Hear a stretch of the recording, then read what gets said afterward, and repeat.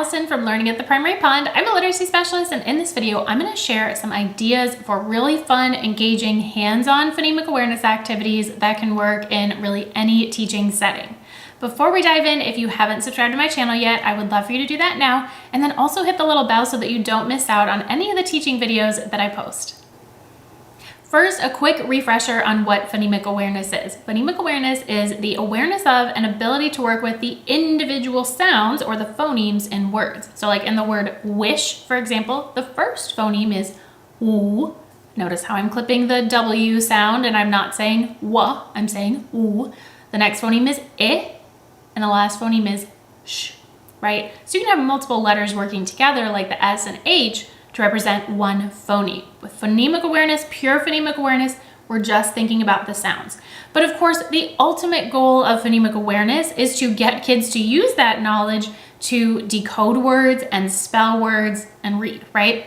So the reason why phonemic awareness is so important is because human brains learn to read by matching sounds to letters. And so if our students aren't very aware of and able to do things like isolate, like say the oo in wish, or blend to put phonemes together, then that will affect their ability to match sounds to letters, and that will make it difficult for them to decode. Many struggling readers also really struggle with phonemic awareness. Now, we're going to be talking today about a variety of different phonemic awareness activities, but just know that there are different levels of phonemic awareness. There are some tasks that are easier than others. Like blending is usually much easier than segmenting, or, like being able to switch out a phoneme in a word, phoneme manipulation. So like, for example, that would be say sat, now say sat again, but instead of s, say and the kids have to say mat, right? So that's phoneme substitution. You can add phonemes, you can delete phonemes. I do have other videos on my YouTube channel about phonemic awareness, so feel free to check those out after we're done here if you want to do a deeper dive. However, what I want to get into now is these engaging, hands-on phonemic awareness activities. And these activities are unique because many times phonemic awareness is something that is only practiced with the teacher.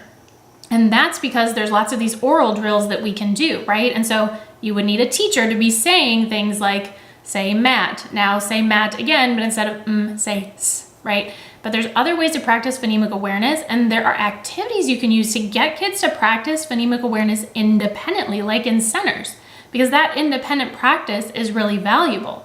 And during centers or independent work, you're not able to be there right next to them, saying things to them. So these activities are really engaging, will develop students' phonemic awareness skills, and they can do them without having you right next to them.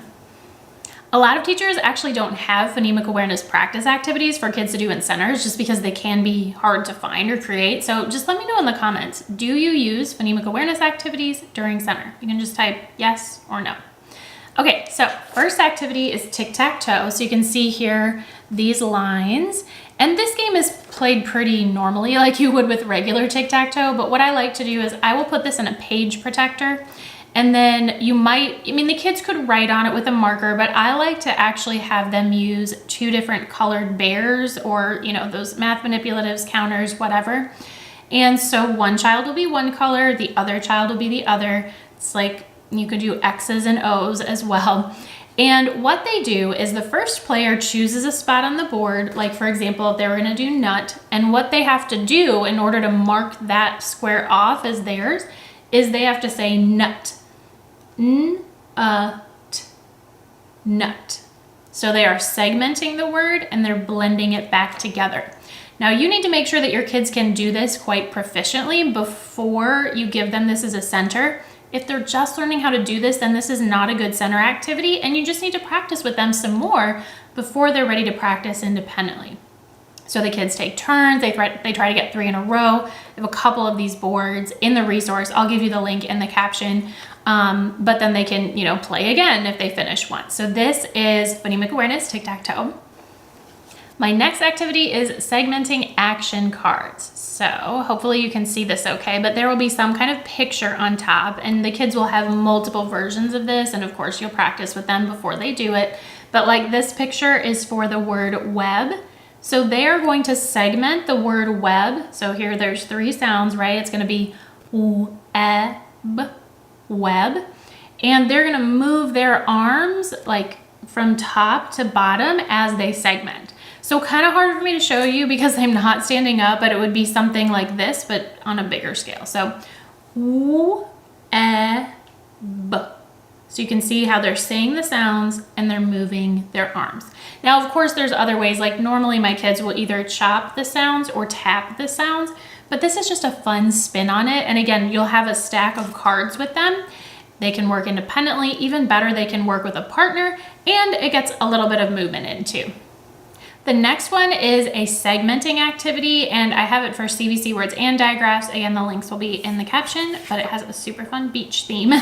So you're gonna have a game board, and kids can do this independently, but again, I feel like it's helpful to do it in partners because they can help each other if needed. And they're going to have a stack of picture cards.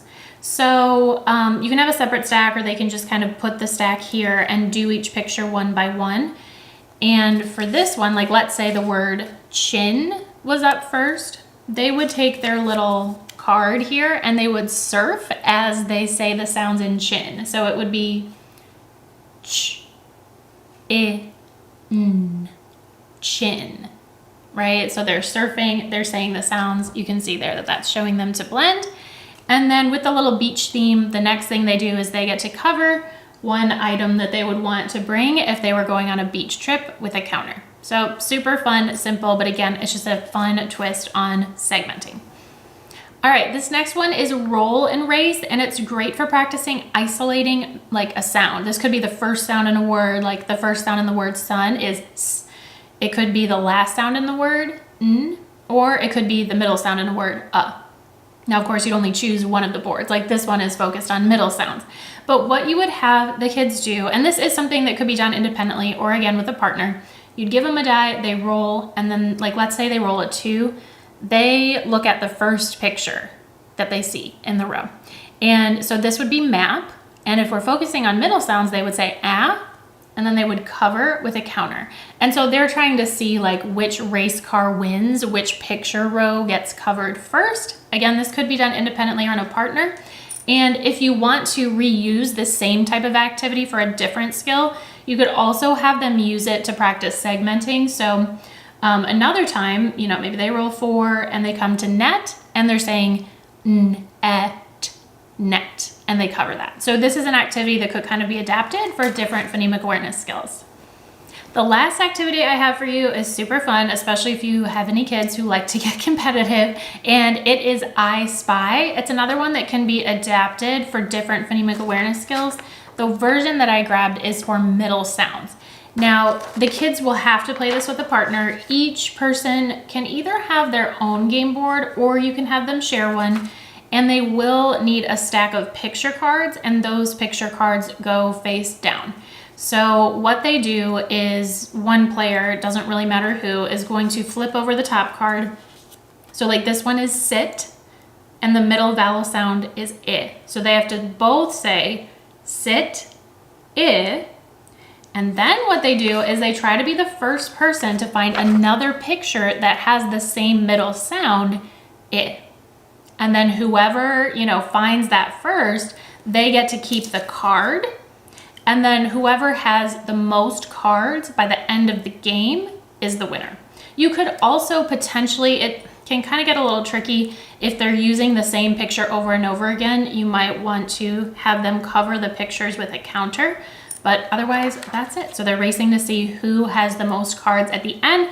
And again, as you can imagine, this can be adapted for like first sound or ending sound or even segmenting. So lots of different uses for I Spy. Okay, so I hope these ideas gave you some fun inspiration for phonemic awareness activities that the kids can do during centers or independent work. And if you want these activities and a ton more than just what I showed you here, done for you, then definitely check out the links in the caption for this video. Of course, let me know if you have any questions. As always, thank you so much for watching. It would mean so much if you hit the like button and subscribe to my channel before you leave, and I'll see you in my next video.